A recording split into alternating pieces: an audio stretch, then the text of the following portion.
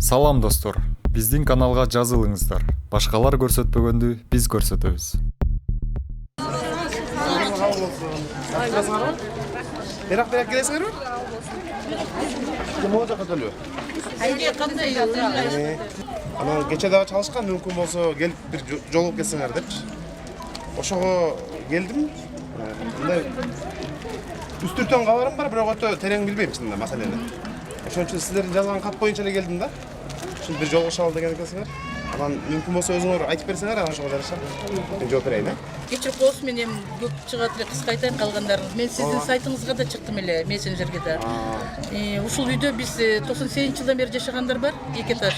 Анан 1 этаж 2005-жылдардан бери жашагандар бар. Мындайча айтканда, түрдүү кесиптин ээлери, бүт эле бюджеттик мамкызатта иштегендер, аз маянага иштеп, анан бала чакасы менен ушинтип жашап келаткандар. Ошонун ичинен 40% 50-ге жакыны медицина айымдары, улуттук госпиталдын медсестралар. Ушул жерде жашап, бизде 2005-жылы бул жакка которуп келген. Ага чейинки кесиптегилер өздөрү 20 жыл мурун бул жакка бизди алып келген, берилген дейт эми. Мындайча айтканда, бул үйдө турушуп, төлөнүп, андан кийин бизге 2005-жылы мурдакы экс-ректор Төлөгөн Чубакович бизди приватизация болот, көчүп алгыла деп, биз үчүн 85-жылы курулган национальный госпиталь, ал убактагы республиканский больница үчүн курулган Бөкөнбай 144 дагы үйдөн бизди мындайча айтканда кур үмүт менен алып келген. Кандай основанияда, ал убакта медайымдар эми мынчалык баягы өздөрүнүн сөзүн сүйлөй албай, унчукпай келишкен. Жок, 2005-жылы. Ооба, мына 2005-пи? 2005. Бияка келгениз 2005. 85-жылы мына кышын кирпичин курган, ошол жакта жашаган мына эжекебиз айтсын. Сонун баары беши этаж. Биринчи этажда Биринчи этаж поликлиника. Биринчи этаж эме да. Детский поликлиника. Бул жерде биринчи этажы поликлиника, А 4 этаждын экинчи этажы курсанттарга деп почему-то бул жакты да алып алышкан. 3-чү, 4-чү, 5-чи этаж жителдер, жашоочулар. Бул эме үйдүн көйгөйү эмне? Азыр айтып аткан көйгөйүңүздөрдү айтсаңыз. Тамырдан бери айтып берсек, негизи биз 98-ден бери келгенбиз да. Бул жак деген наркологический диспансер болуп 4 этажды теңчи. 4 этаждын наркология болуп 5ти бизге берген. Бизде управление иштеген, кумеде иштеген, бухгалтерлер, специалисттер бүт баарына бөлүнгөн да бул үчү. Силер мындай иликтеп келгенде кагаз барбы деп айтып атпайбы? Кагаз жок эле, ошол жака заселять этип, ошол эле ремонт кылып алып, эшиктерди коюп алып, ошол жака жашайсыңар деп. Ошондо 99-жылы РФ менен договор заключать эткенбиз да бизчи. Ошондон кийин биз приватизация болот 6 айдан кийин деп келгенбиз бул жер 98-жылычы. Ал болгон жок. Андан кийин РФТ деген балансында болуп, бул деген считается жилой дом болуп салынган негизичи заводдук. Бул үйлөрдүн баары тең заводдук болчу. Андан кийин национальный эме болуп кеткен да, наркология болчу. Наркология аз карызын төлөй албай РФТ төлөчү. РФТ полностью карыз болуп, анан кийин ошонун көйгөйү чечилбеген үчүн бул деген эмеге өткөндө азыркы Минздравкачы, балансыначы, булар төлөй албагандыгы үчүнчү. А негизи мунун жилой статусу бар. Бул деген нежилой статус баштан эле алган эмес да. Азыр деген эме бар го, эми постановление, что нежилой помещение приватизацияга не подлежит дегендечи. Бул өзү түп тамыры деген жилой да. Нежилой болсо кандайча зарплата берилип жүрдү. Мына бул жактан жашырып отуруп эми чыкты мына биздин якобы представительдер. Вот, пожалуйста. Жыл сайын продлевать этип. А эмне чыктыңыз 2 сааттан бери жашырып чыкпай элеңиз, келбей элеңиз. Коюп турган биз көйгөйдү айтып алган. Жилой. Жилой демеде помещение. Хорошо, мага асты деген поликлиника болуп, үстү жагы болсо жана на повышение квалификации келип атат. Үчтөн өйдө приватизация болсо болот да, напримерчи. Любой үйлөрдүн астыңкы биринчи этаждары деген нежилой помещение, үстүнкү этаждары жилой. Ну, можно же предусмотреть. Бир эмес 2 подъезд бар. Если бул жака жолто болсо, экинчи подъезд ачып эле берип койсо болот бизгечи, туурабы жилой?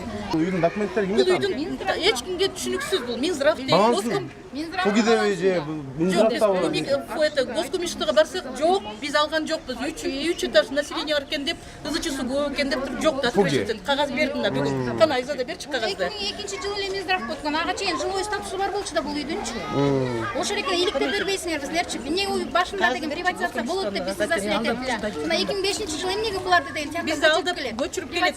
Анда берсин, бүгүн ба 44-тү бизди ким берсин анда? Жок, Замира, 2005-жылы булар көчүп келгенден кийин бизден чыккан, действительно, мына болот экен приватизация депчи. Андан кийин каждый год продлевать этип аттык, хорошо деп жашап аттык. Мына бүгүнкү күнгө чейин договорубуз жок азырчы, например. Биз эми азыр, конечно, төлөгөн чубак көчүп. Коммуналдык кандай төлөйсүңөр азыр? Коммуналдык деген параш эме калькуляция боюнча ай сайын 1800 бирдемкеден төлөйсүз. 1900 да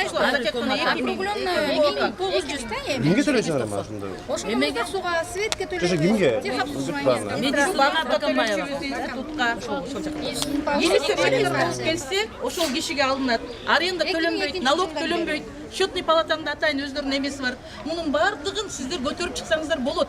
Азыр президентибиз коррупция менен күрөшүп аткан убакта, пожалуйста, вот мына представители 2 саат 3 сааттан бери жашынып отуруп мына эми чыкты. Эми үчүн бизге мына Так, Жакежи, можно я скажу? Нет, подождите, Мен айтып берейин, Сиз дугабыңыз, элде дугабы? Мен да айтайынбы? Мынакей, биз мен 30 жылдан берки стажым бар, медицинада иштейм. Ушул азыркы учурда 12-чи поликлиникада дагы рентген лаборант болуп иштейм. Анан жашаган жерим 18 квадрат метр, ар жерде 4 бала менен өзүм турам, 5 адам. Арге бутубузун сактап атпайбыз, мындайына сактап атпайбыз деп эң кичинекей 5,5 жашта жашап атабыз. А бирок ушул мен эле эмес, мугалимдер канча адамдар ушул жерде жылдап жашайбыз, бирок бирөөбүзгө да мындай өкмөтчү боор ачып ушул 4 баласы менен көчөдө калбасын, бомж болуп кетпесин. Болбосо кайякка барышат булар? Өкмөткө кызмат кылып атса да бизди аябайт. Мен ошого аябай. Эме мында капамда менимче 4 бала менен чыгарып койсом мен кайякка барып жашайм. Акемем жок болсо мен 11 тууганмын да, туугандарым ар бир жашоосу өзүндө. Мен ыйлаганга жетип калдым ошочу. Анан бул кызыма деле, балама деле психический травмада бар, ойнойн десе ойной албайт, телевизор көрсө жанында көздөрү ооруп атат ошочу. Мен өзүм 3-чү группадан майыпмын. Инвалид 3 группа, бирок мен кайрылбаган жерим калган жок. Бүт барыгына барып очередке турдум. Мага үй тийген жок ушу жылдан беричи. Мен үйүм жок. Канча жыл иштедиңиз мамлекет кызматта? Мен мамлекетке 30-жыл иштеп атам. Мен 80 мен ошодон бери иштеп калдым. Берде канча адамдарды кыйналып атат анан. Медиктерге дагы башка адамдарга да ошо өкмөттүн боору ачып, бизге ушул үйдөчү бир комнатаны аябы. Мисалы үчүн мейли анда буну алып коет экен, бизге анда башка жилой медицина кызматкерлерине салынган үйлөр бар да. Берсин, биз ошого заслужили. Медиктер эле эмес, мугалимдер да баары бар. Анан ушунчалык мындай көйгөй уже жүрөккө жеткенде уже ыйлап айтасыңбы, сыздап айтасыңбы, биздин үйлүстөр Кудайга жетти да. Мен ошону суранам да Кудайдан да, сиздерден суранам. Приватизация кылып берсин. Бизге паспорт ала албай атам. Эме кылып берсин. Прописка жок, паспортум жок уже. Уже срок өтүп кеткен. И анан мен мектепке киргизе албайм, балам садикке киргизе албайм, мен эмне деген жашоо мен кыйналып ушул жерде жүрөм да. Ошо жолдошумду каратам, балдарды карап койчу. Мен өзүм жумуштамын, эзмен иштебесем балдар ачка калат. Үйдө мен эле иштейм. Жолдошум иштебейт, балдарды карайт да. Садикке барбегендиктен. Ошол үйдүн кирпичинен бери курган эжекебиз ушул Дамира эжекебиз. Мен деген 85-жылы текти. 85-жылдан бери иштеп, кичинекей менен эле келгем, 17 жашыман эле келгем. Келип санитарка орношуп иштеп, ошол жерден күнгө чейин үйгө очередке турсаң очеред жетпейт. Жок, салынбайт, тигүү дейт. Анан мейли тиякта жашап жүрдүк. Анан айтты, а жерде приватизировать этебиз. Тиякка көчкүлө деди. Өздөрү киргизди да, туурабы? Госкомимуществонун жобу. Өздөрү киргизип, тиякка которгула, ушака приватизировать этип беребиз. Ушул эски здание силердики болот дегенден ушака келгенбиз. Эми до сих пор эле приватизировать этпей атат. Эмдагыларыбызды билбейбиз. Мен уже 60-ка чыгып калдым, уже мына 61-жылдын тамагын ичип отурам. Эми карыганда каяка барам, пенсияга жумуш убагында кет деп койсо, пенсионерсиң баары жогол деп койсо, мен каяка барам? Ошонун көйгөйдү кичине жардам берип койсоңор айланайын. Биз жер алалы десек дагы, үй алалы десек дагы финансы жетпейт. Бир система болуп калбады азырчы. Азыркы системада деген, если временная прописка, жаңы паспорт берилбейт. Азыр меники Фучика 24 болуп турат. Мына 2021 жылы мен паспортум өтөт, мен бул жерден алмаштыра албайм. Не имею права. Потому что не постоянная прописка деп атат. А если постоянный прописка ошол болду деген андай жок болчу. Азыр деген полностью деген централизованный болуп, ошол эки көйгөйдагы бизде эметип атат да. Бул эженин баласын мектепти бүттү, паспорт ала албай, таласка барып прописка кылып, аяктан тууганынан сурап алып, анан кайра келип бияка турат. Бул деген эми биздин көйгөйүбүздү чечиш керек да. Кайра барып жалдырган болот. Азыр дагы временный прописка деген өз руксат берген. балам ушул жерге прописка болгон. Анан эми мен атайын бардым төлөгөн чубакыч бул кандай? Сиз өзүңүз уруксат кылдыңыз. Анан эмне үчүн временный кылып атасыз? Постоянный кылып коюп бериңиз. Мен балам паспортун алып алайын, андан кийин чыгайын Ким анда ал десем. телефон кылган? Ошо жана Ректор алмашып кетти азыр. Бул жакта представитель. Ал киши жок, мен сиз айтып ушу обещать этип тынч эле туруп турсаңар, мен силерге баарыңарга жардам берем деп айттыңыз эле. Бул өз үчүн баары төлөгөн чубакыч кеткенден кийин башталды билбейм. Ана силерге 2 күн мурун эле тиги мамлекеттик мүлк фондунан кат келиптир да. Булар айтып атат, биздин компетенциябызга кирбейт. Ооба, биз барганда ошонто айтты, биздикине кирбейт деп. Турак жай кодексине нормаларын ылайык чечилет. Чыгып кетти деп извещенияларды берди да. Качан берди? Мына ошо бар экенин кайсы 20 мына комендантыбыз турат, мына бул киши комендант киши ар биз барып чыгып кеткиле, келип алгыла деп баарын коркута баштады. Ошо төлөгөн чубакыч деген Мына, пожалуйста, мына извещение. 20 жылдан бери жашайбыз. 98 урматтуу депутат. Ошо 20 жылдан бери жашайбыз, 98 жылдан бери ушул жердечи. Ошо 20 жылдан бери жылга договорду алмаштырабыз, жылга алмаштырабыз. Улам зарплатабыз, квартплатабыз кайра көбөйөт. Аны улам көтөрүлгөн сайын төлөйбүз. Макул болобуз. Эгер макул болбосоңор чыгып кеткиле дегенге айла жок, макул болуп ар бир күнүнө даже штраф деген күндөрү болду. Бул мамлекет бир-эки капиталист үчүн бир-эки миллион сомго чейин төлөп койдук, чындап келгенде. бир-эки бизнесмен үчүн жаралган эмес да. Биз ошо карапайым эл үчүн жаралган да. Миллиондой төлөп койдук, ар бир квартплат менен элечи. Аны билбейм, ал акчалар каяка кетип атат. Биз ушул жерде эле жашап атабыз. 3 этаждан ар бир үйдөн бир айда 1,5 миллион акча төлөнүп станциялар ар бир үйлөрүндө 90 комнатада турат. Турабы? Калп деп көрсүнчү, биздин Станциялар баарында бар. Мына китапчалар бар. Көтөргүлө барыңар. Биздин сөздөр туурабы? Бизге менчик керекпи? Бизге приватташтырып берсин. Урматтуу депутаттардан суранабызбы?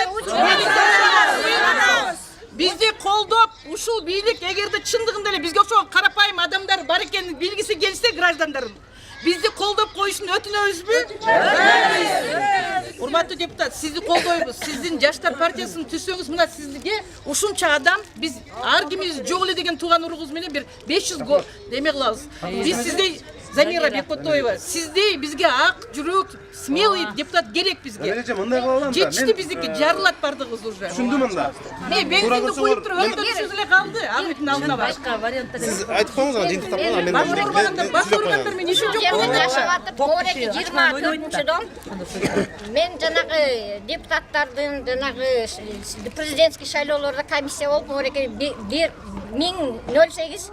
1008-те участогунда комиссияда иштедим. Ушул жерде биз деген могу жерде прописка кылганга эптеп атып, уруксат алсак, аныбыз да кайра аннулировать этилип салбадыбы? Азыр голосовать Азыр мына ош голосовать эте албайбыз. Мен ушул комиссияда Зарплатаны алып, налог ушул үйүнүмдө жеткизе албай койдум. Анткени налог каяка кетип атат? Мына представитель каяка кетип атат? Анткени ушул комиссияда отурчу. Счетный Мен палата айтты, кадимки жок жаным төлөнбөйт үйдү деди. да ушул жерде келгиле жүргүлө баргылачы. Комиссияга боякта биз жок болуп атабыз деп аябай списокту карап текшерип аттым. Могу 22 домго кошуп коет. Биздики центр избиркомдо картада могу административный здание кылып коюптур. 11-жылдан бери тыккан кайрылып Эжеке, мындай кыла алам да. Түшүндүм. Биз экинчи соттогу адам болуп Сессияга калат, бизди киргизип бериңиз. Эми өзүңөрдүн Бу Иса Өмүркулов да келген. Депутаттыкка мени көтөрүп койсоңор, мен бүт Баарын кылам проблемаңарды деген. чечип берем деп. 15-жылы. Ал келгенде да сүйлөгөн мен. Макул, мен сени ушул эмеңерди бүт карап берейинчи деп туруп кеткен. Кеткенден эле бүттү, жок. Омин. Мына 22-чи үйдүн домкому биздин мына 90 комнатага 15 сомдон мэриядан постоянно төлөнөт домкомдорго, билесиз акчаны. Ошол акчаны начисленияны бул домком алып жүргөн экен. Буну биз былтыр билдик. Домкомду переизбирать деп аткандачы. Эмне себептен анда нежилой помещение болуп атса, эмнеге бул 90 комнатаны кошуп, булар деген алып атты 15 сом. Ошондо бириктерсеңиз жакшы болот. Домком алып атканда энди, значит биз жилой статусубуз бар илгертен беричи. жилой статус менен салынган бул заводный үй болчу. Просто наркологический диспансер келип арендовать эткен, төлөй албай кайра өткөзүп берген. Ошо менен получается Минздравга өткөзүп берген карызы менен азыр Минздравдын балансында. Бала бакчадан баштап приватизация болууга анан мүмкүн паспорт да. мунун баарын акча менен да сөздүн ачыгы. Биздин ошол убакта киргизген убакта жанагы Феликс Кулов ошол кезде мэр болуп турган учурда уруксат берип киргизилген экен. Анан ушунча элди кайра кубалап чыккан болбойт да. Эми өзүбүздүн жарандар, өзүбүздүн мекенинде баягы өгөйлөнгөн туура эмес эми. Биз бардыгы шарт түзүүгө аракет кылышыбыз керек. Мен сиздер менен биринчи жолу жолугутам. Буга чейин кат жаздыңыздар мага. Анан бир 3 киши мага интернеттен жазды. Мен жаздым сизге. Анан анын баарын алдым мен. Бир жума мурун мага 5 күн болуп калды, кат бердиңер. Аны дагы алдым.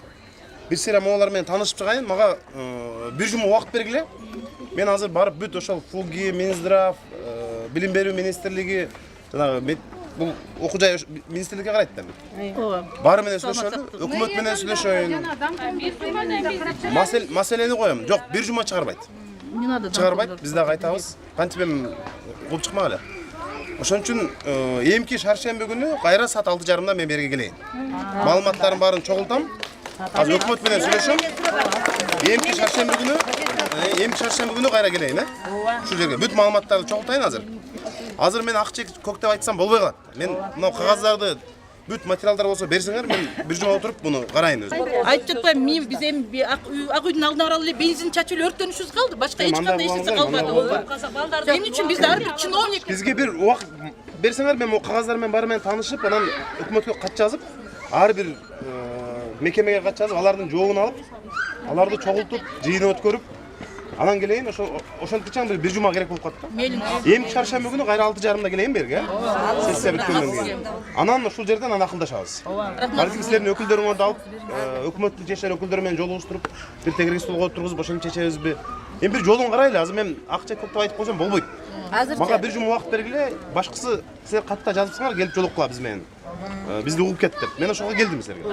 Ошон үчүн бирдеме дейин. Ооба, бул жерде медработниктер деп айтып атат го. Менин жолдошум иштеп турган госжумушта. Ошондо мен берилген, мен да киргенмин бул жака. А жолдошум каза болуп калды. Азыр мен кызым менен турам. Ошондо жалаң медработниктерге берип туруп, мен көчөдө калып калбайын. Аны да эске алып кой деп айтайын. Тарбиялап чоңойткон ата-энеңизге бизден баарыбыздан ыраазычылык, чоң ыраазычылык. Сиз гана мына жалгыз бийликтин бир адамы мына биринчи жолу басып келип, бизге көңүл буруп келип биздин абакыбызды сурап аткан сизге Кудайым иштериңизди ийгиликтүү болсун, ден соолугуңуз бекем болсун. Бизден сизге ыраазычылык. Анан бийлик бизди угуп карап коюшун суранабыз. Мага 1 жума убакыт берилди, анткени депутат эме өкмөткө жооп кат жазышым керек, алар жооп бериш керек. Ошентип 1 жума тактап келели, анан сүйлөшөлү. Макул, жакшы туруңуздар, Кийинки дагы бир жолу ушун бар, ошентип карайын.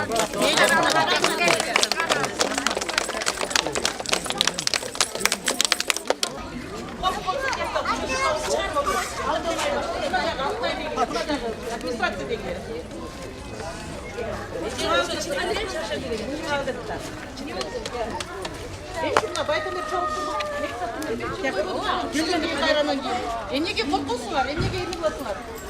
Жок, үстө коркуп кандай болот? Алар ким экен? Жашынып анан бияк келгенде автоматский түшө калбады. Автоматский түшө калганчы. Эмне бизди коркутуп